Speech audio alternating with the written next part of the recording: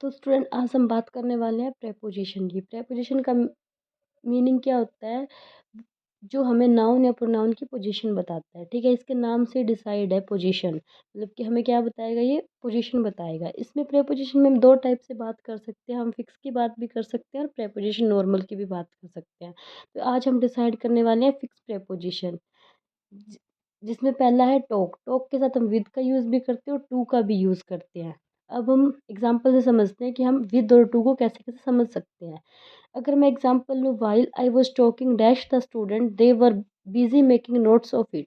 इसमें क्या है, ये बोल रहा है कि जो टीचर है वो स्टूडेंट से बात कर रहा है, पर जो स्टूडेंट्स है वो क्या है, नोट्स बनाने में बिजी है। तो यहाँ पे सब क्या मिलजुल कर बात तो कर नहीं रहे, एक अकेला आदमी बोल रहा है और बाकी सब अपना काम लगे हुए हैं। जब अकेला आदमी बोलता है तो हम टॉक टू का यूज़ करते हैं टॉक के साथ, और जब एक से ज़्यादा मिलजुल कर बात कर रहे होते हैं ग्रुप में तो हम विद का यूज़ करते हैं।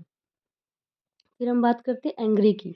एंग्री के साथ भी सेम हम विद और एट का यूज़ करते हैं। जब हम किसी ह्यूमन बीइंग से गुस्सा हो तो हम विद का यूज़ करते हैं, और जब हम किसी के बिहेवियर पे, थिंग पे, सिचुएशन पे हमें गुस्सा आ रहा हो तो हम एट का यूज़ करते हैं।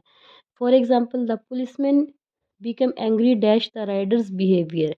यहाँ पे डायरेक्ट हमें शो हो रहा है कि उसने राइडर की बात नहीं की है, उसने उसने बिहेवियर की बात की है राइडर की, क्योंकि अपोस्ट्रोफी एस के बाद क्या है, हमें नाउन, मतलब नाउन यहाँ पे शो हो रहा है। तो उसने बिहेवियर की बात की है। बिहेवियर की बात करेंगे तो हम एट का यूज़ करेंगे, और जब हम ह्यूमन बीइंग की बात कर रहे हो तो सिर्फ राइडर की बात कर रहे हो तो हम एट विद का यूज़ करते हैं। जैसे कि I am angry with her, I am angry with him, you, इस तरह से हम यूज़ करेंगे ह्यूमन बीइंग को तो हम विद यूज़ करेंगे। फिर हम बात करते हैं कॉम्प्राइज़ की। कॉम्प्राइज़ को हम दो तरह से लेके चल सकते हैं।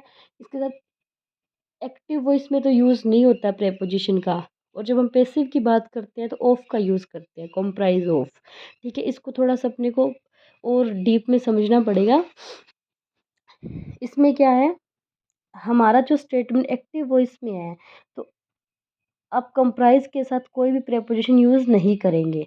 अब हमें एक्टिव और पैसिव के बारे में भी नहीं पता होना चाहिए, भी हम कैसे इसकी पहचान कर सकते हैं। जब हम पैसिव वॉइस की बात करते हैं तो उसके अंदर हमें क्या दिया होता है, बी फॉर्म के साथ वी थर्ड या फिर ईडी फॉर्म दिया होता है। तो हमें पता होना चाहिए कि बी फॉर्म कौन कौन सी होती है। तो बी फॉर्म जैसे कि be am are, second form was were, third been, fourth form या फिर I N G form being, और एस या एस फॉर्म या फिर वी फाइव हम इस बोलेंगे। ठीक है, तो इसमें क्या होता है, जब अपने को बी फॉर्म इनमें से कोई भी वर्ड दिया हो और उसके साथ में ईडी फॉर्म लगी हो, यानी कि थर्ड फॉर्म लगी हो, वो हमारा कौन सा मतलब वॉइस होता है, पैसिव वॉइस होता है। और पैसिव वॉइस में हम क्या यूज़ करते हैं, कॉम्प्राइज ऑफ का यूज़ करते हैं, और एक्टिव वॉइस में हम कॉम्प्राइज अकेले का यूज़ करते हैं। ठीक है, जैसे कि कुछ एग्जांपल यहाँ पे हमने दे रखे हैं। इज़ कंप्राइज्ड, तो इज़ हमारी क्या है, बी फॉर्म में, एस सी एस या वी फाइव बोल सकते हैं, और कंप्राइज्ड में ईडी लगा हुआ है, यानी कि ये पैसिव वॉइस है। तो यहाँ पे क्या होगा, पैसिव में ऑफ का यूज़ करेंगे। फिर वॉज कंप्राइजिंग, बी फॉर्म तो है पर अपने पास क्या आई एन जी है, तो ये पैसिव वॉइस नहीं है, इसमें हम यूज़ नहीं करेंगे। हैड कंप्राइज्ड लिखा हुआ है, हैड हमारी बी फॉर्म नहीं होता, ईडी होने से कुछ नहीं होता, तो भी ये एक्टिव फॉर्म होगा। हैड बीन कंप्राइज्ड लिखा हुआ है, तो यहाँ पे बीन हमारी क्या है, बी फॉर्म है, और इसके ईडी भी लगा होती है, हमारा पैसिव वॉइस है। ठीक है, आज के लिए इतना।